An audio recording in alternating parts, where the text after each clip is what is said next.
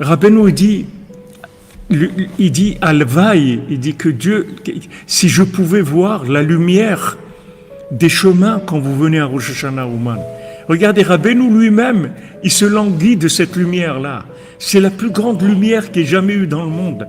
La lumière de quelqu'un qui voyage pour venir à Ouman, à Rosh Hashanah.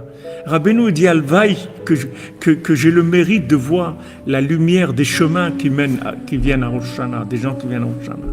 Et les gens ils voyagent, voilà, il a pris l'avion, il est venu, il a été là-bas, il a fait une escale à Istanbul, après il est venu à Moldavie ou en Roumanie ou en Pologne, et il prend un bus et un truc et il vient. Et qu'est-ce qu'il voit? Il voit rien du tout. Qu'est-ce qu'il voit? Il voit rien. Il voit qu'il est resté 3 heures à la frontière ou truc et que la route elle dure 7 heures et voilà et l'avion il a du retard. Mais on voit rien. On voit rien. Regardez ce que Rabbeinu vous dit.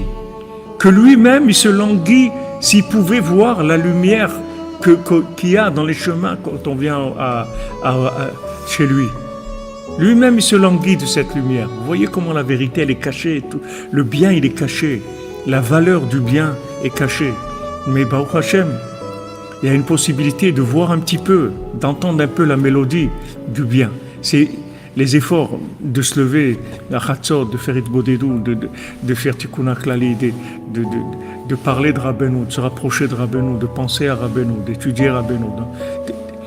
Il faut chercher sans arrêt, parce que si vous arrêtez de chercher, tout de suite, comme il y a des choses, il faut les malaxer tout le temps. Vous arrêtez de les malaxer, ils se durcissent tout de suite. Du ciment ou des trucs. Dès que vous arrêtez de le malaxer, ça y est, tout de suite, ça durcit. La vérité est cachée.